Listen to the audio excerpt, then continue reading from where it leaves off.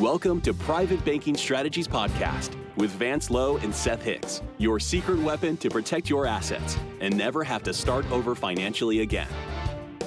Vance and Seth help high net worth individuals, families, business owners, and investors structure an asset-protected, tax-free fortress for their families. Learn how to keep what you earn and use the velocity of money to create your own private banking system. Join us on this journey as we explore the secret strategies of the rich and political elite and help you take total control of your financial security. Now, on to the show. Hello and welcome to Private Banking Strategies with Vance, Lowe, and Seth Hicks. Gentlemen, how are you today? Oh, doing great, Eric. All right, I'm so pleased to be back with you.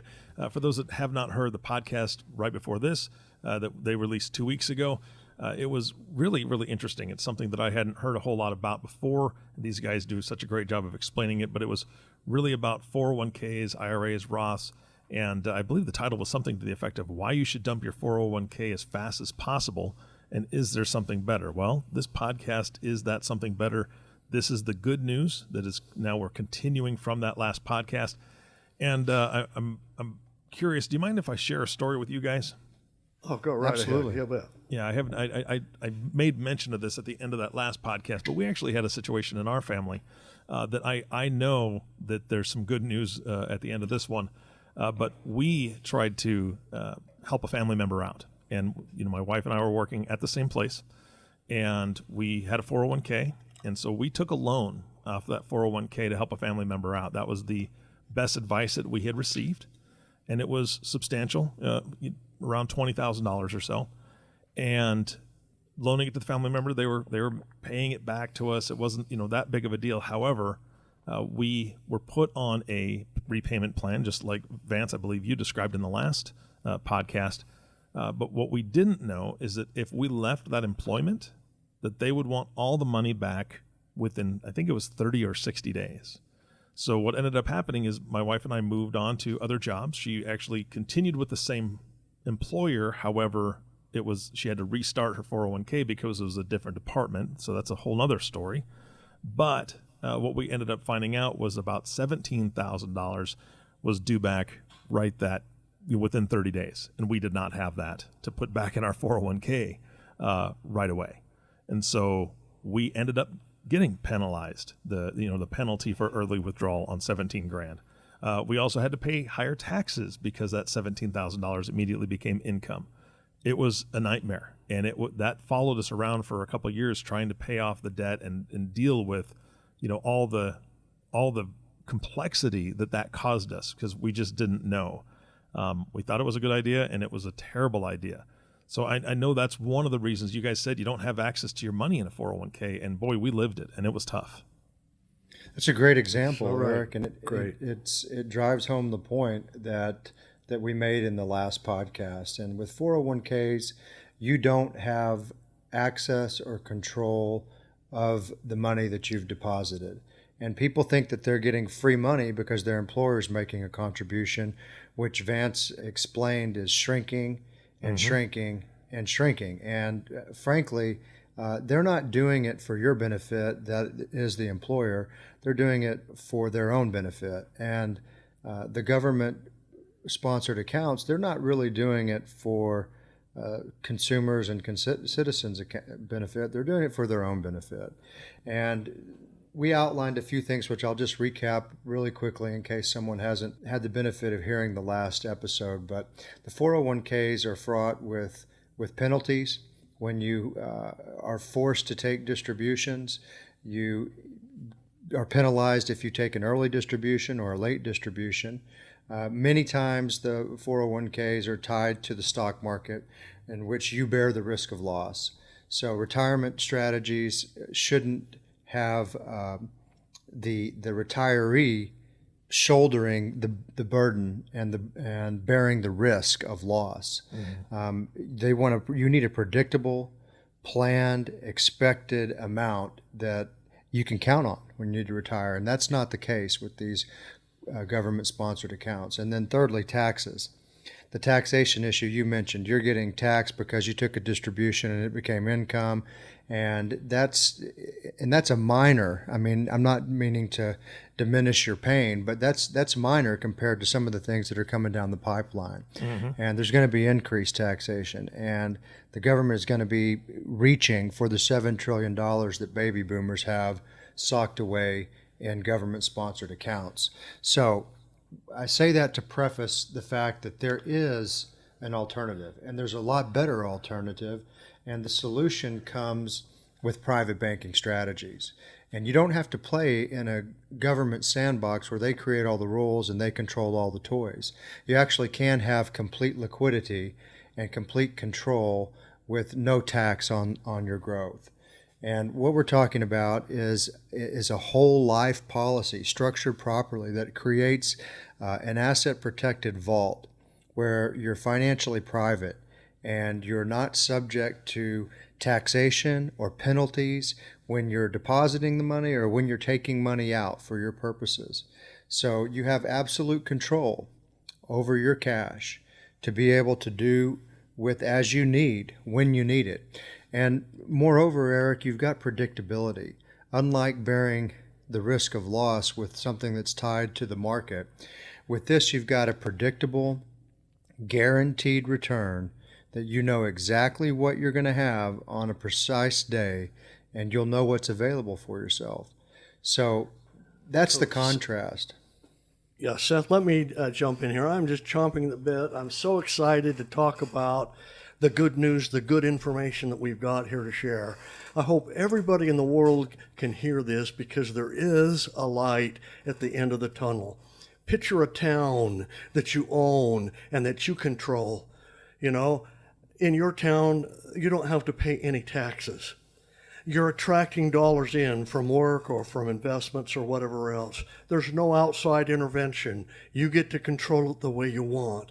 How would you like to be able to introduce a dollar into your town and watch it go from store, then to the next store, then to the, grocery store, to the dentist or whatever else, that same dollar traveling around town, and every time it stops, it creates a new dollars worth of service or products, the same dollars, and you are in control of that whole environment, and there's no taxable events on the growth.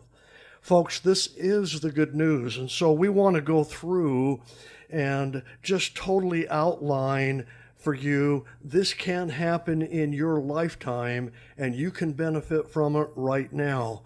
So I think the next thing Seth is going to talk about, and I'll turn it back over to him, and we want to give specific examples. So he'll jump in, or I'll jump in and give each example when it comes to control. What does owning or having total control over your financial future mean? So Seth, go ahead and start that process here with the first bullet point.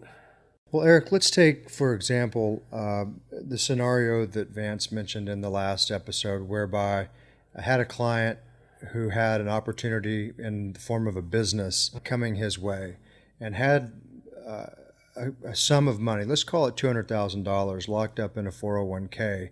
And I say locked up because they tried to get it out and they couldn't get it out to take advantage of that business opportunity, which would have given them an X factor on that $200,000. Now contrast that with having $200,000 in a private banking strategy and where you have complete control. And this business opportunity comes along and creates an opportunity that is well worth the $200,000 investment and creates a sizable return whereby they're creating a cash flow in their business and they're able to replace the $200,000 that they took out of their private banking vault, and they've got money at work for themselves and they don't miss the opportunity. I myself have had numerous real estate opportunities come my way and been already fully leveraged or fully invested and not had the dry powder to take advantage of something that was a cash only type of situation. And many of the real estate investors in our audience will understand this. In the last 2007, 2008 mortgage crisis, when the real estate values tanked and the mortgage industry stopped loaning money and banks stopped lending money, cash was king. Mm-hmm. And you could pick up opportunities and cash flowing properties if you had dry powder cash to go invest in those deals. Well, if you had your money locked up in a 401k, that's exactly where it is. It's locked up and you're handcuffed from taking advantage of those opportunities. If you got it in a private banking strategy and it's ready for deployment, you're able to take advantage of those and increase your wealth with an X factor that others won't be able to take advantage of. Now, go ahead, Vance. Yeah, there's just many examples. Picture this, folks. How would you like to have that $200,000 that Seth just mentioned in your own private banking strategy, and you need to use some of that to capitalize on an opportunity in your private banking? If you had your wish, wouldn't you like that to continue growing at the guaranteed rates that it's in when it's, in an investment account, as well as pulling it out, putting it to work and earning those assets? Okay. Eric, you might want to, I'll go through that. For instance, in these cash vaults that Seth has talked about, these instructed or constructed whole life contracts that actually form the absolute perfect private bank, there's guarantees in there. And profits, because you also get ownership of the insurance company and they always pay profits. Those things always come into the accounts. So let's say we've got $200,000 in there and we're earning 4% and the dividends or the profits are 3%. So that's a 7% net return because there's no tax on that. And you have an investment that comes by and you need to pull out $1,000 or $100,000 because you know you're going to double that in 2 years. So I take $100,000 and I go buy the investment. The question is, does my $100,000 stop earning that guaranteed interest and the dividends? This is the good news, folks. It doesn't stop. Any other investment, if you pull the money out, interest stops, doesn't it? Okay? Not here. Not here. This is your world and not a taxable event.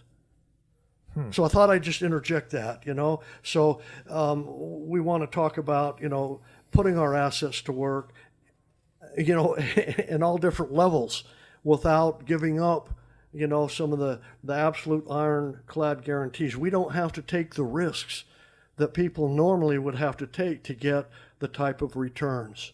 When I mentioned 7%, if we got that in these accounts, that beats the market hands down long term. Market has never given us that amount, where these accounts do. At best, over a 40-year period that I managed assets, was a 5% gross return. That was before taxes. Single years, yeah, you can beat that, but not long term. Let's continue. I just got a lot of things we could say. So go ahead and talk about doubling assets, Seth. Before I do, I want to just drill down for a second. What Vance is talking about in taking money out of your private banking vault, which is a carefully constructed whole life insurance policy, and not having the value diminish while you put that $100,000 at work in a real estate investment or a business investment. It's called a non-direct recognition policy. And the insurance company treats it as if the money's still there and it's growing and creating dividends on that principal amount as if it were there. And in effect, you're getting two uses out of that dollar with one swipe. But here's really where I can drive home the point a little bit further about velocity of money. Let's give it a real estate investment example.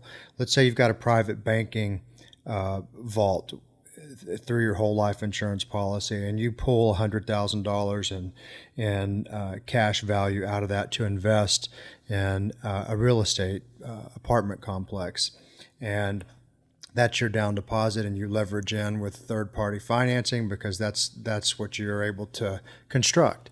and you've got a cash flow on that apartment complex, which is spinning off $25,000 a month, and you're quickly able to replenish your private banking loan, and you're able to recycle that same money that you put back in your vault to a second apartment complex. And you've got a cash flow on the second apartment complex, and you likewise repay your private bank rather quickly because you structured a good deal, and you're able to redeploy that money again on yet another apartment complex. And so you're quickly building wealth and able to leverage your own private banking funds into these real estate deals that I've described, and knock the ball out of the park. You can't do that with 401ks and IRAs, Roths, and other qualified plans. Now, let me give you a story about one of our clients who is a very hard worker in Central Texas, and started off with a very minor amount to privatize her bank as $5,000 contributions, annual contributions.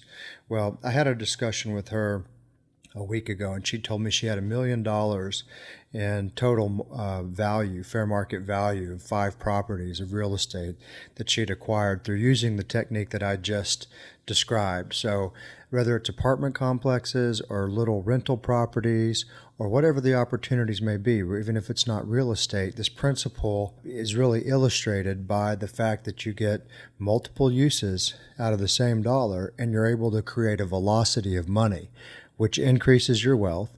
And all of that cycled back into your bank is growing tax-free, Eric, and without any limitations from the government. In fact, these strategies have been in place for over 100 years and been used by the politically elite and the rich and famous: Kennedy, Nixon, Ray Kroc, the franchisor of McDonald's, and on and on and on.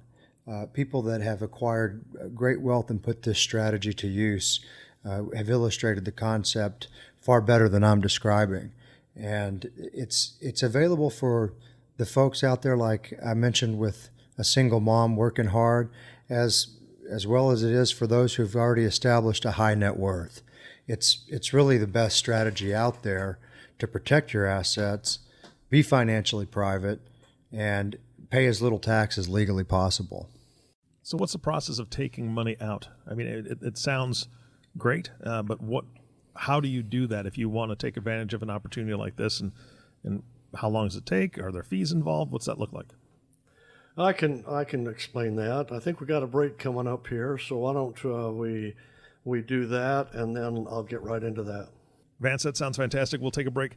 Guys, I know that during this break, the audience is going to hear some contact information that they can reach out and contact you and get some more resources from you. So I appreciate everything you're putting forward. And audience, here you go. Here's contact information for Seth and Vance. Do you see yourself in that story? Do you feel like you are generating a lot of revenue but are not moving forward as fast as you would like? Are you ready for help? Please call Private Banking Strategies at 817-200-4777 or visit us at www.privatebankingstrategies.com.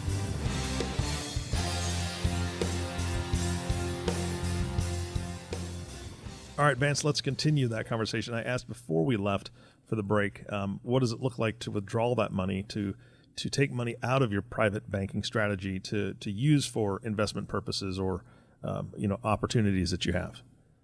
All right, Eric, you want more light at the end of the tunnel? I do. Come on. Well, listen to this. Contrast trying to get a loan at a bank.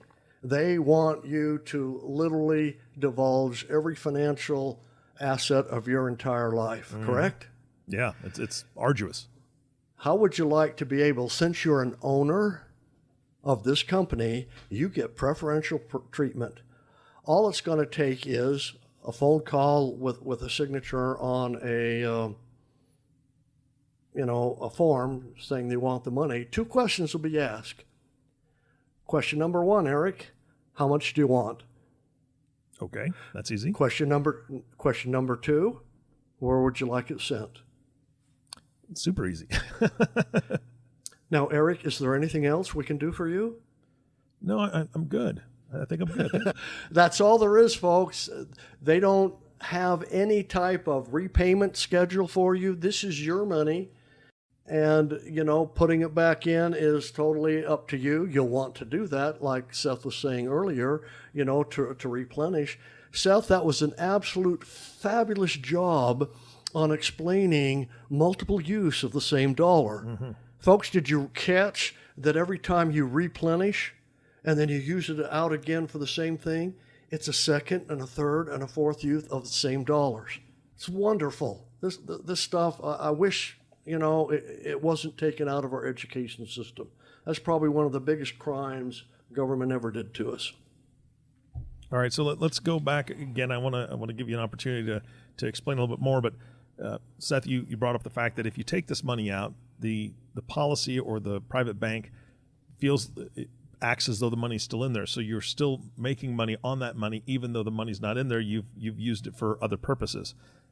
Are you saying that there's no time frame for you to have to pay that back in to where your private bank then realizes it's gone, or how does that work?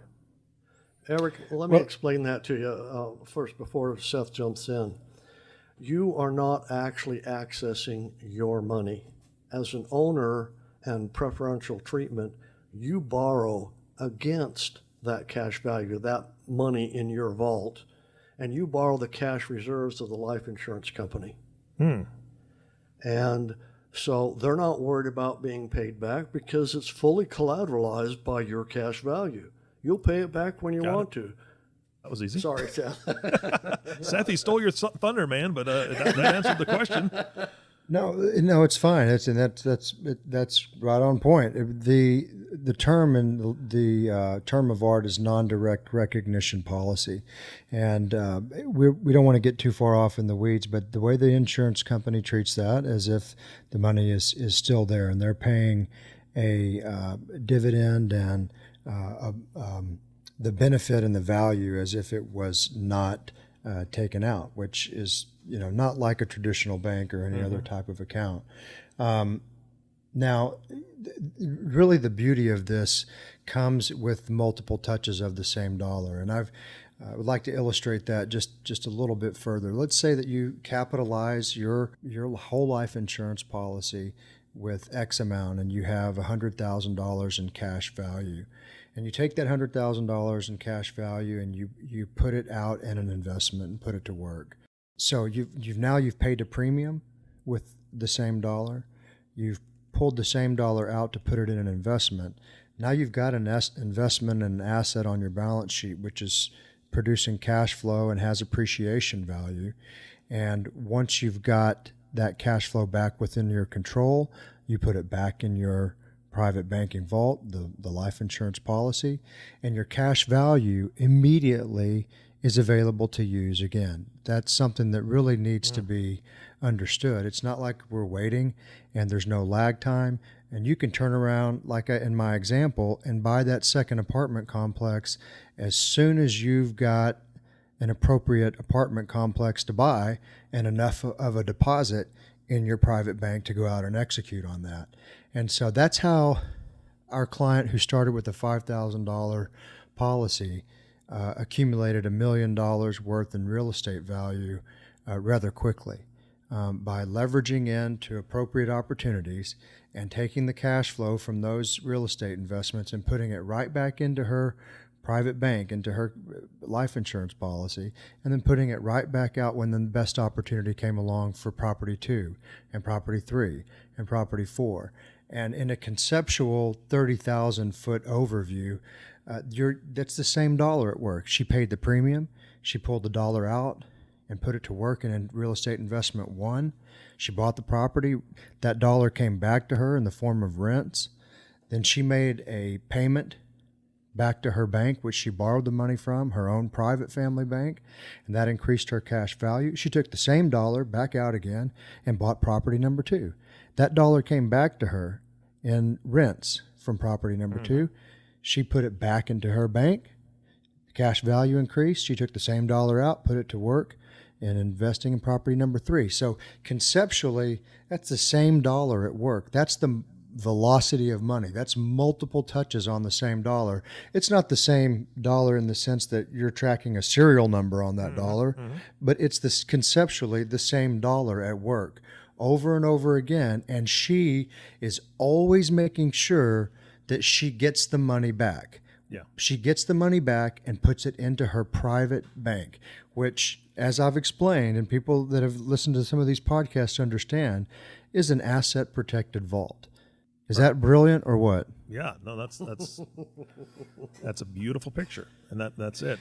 Guys, we're getting low on today's podcast. I mean, this was a podcast of good news, and I know that we already did the mid-roll ad where there's a gentleman who tells us how to reach out to you.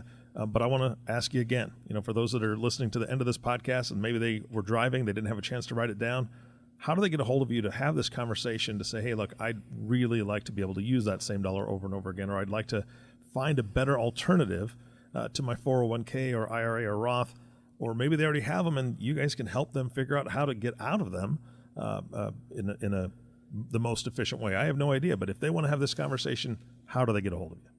The best way, Eric, is to visit our website. It's at www.privatebankingstrategies.com, and therein you can access a number of resources. We have a red pill book, I like to call it, which shows people things they may not understand about our banking industry and how they can beat the bank and how they can increase their wealth and grow rich. And that's a free ebook, or it's also an audio form for those who have to digest content on the go. So it's audio or ebook. And we also have a robust file of podcasts that they can listen to on the website and in various other media. We've also got a very robust email nurturing campaign, which helps to educate the audience issue after issue after issue. And so that's really where we ask people to start. Take a look at our book. It's easy to digest. You can read it pretty quickly. Listen to some of the podcasts. Look at the emails. And if these things resonate and these concepts make sense to you and you want to learn more, then you can schedule an exploratory call with Vance where you dig into how this would work for you. Seth and Vance, thank you so much again for your time. I appreciate it. I know the audience appreciates it. And we also want to say thank you to you, the listening audience. We wouldn't be here without you. Thank you so much for tuning in and listening to the Private Banking Strategies podcast with Vance Lowe and Seth Hicks. If you have not subscribed to the podcast yet, please click the subscribe now button below. This way, when Vance and Seth come out with a new podcast, it'll show up directly on your listening device. This makes it really easy to share these podcasts with your friends and family. And if you want to start a good discussion with your friends and family about this kind of stuff, this would be wonderful to share. And then get together, talk about it, and maybe you guys can have a group meeting with one of these guys and really dive into what that looks like.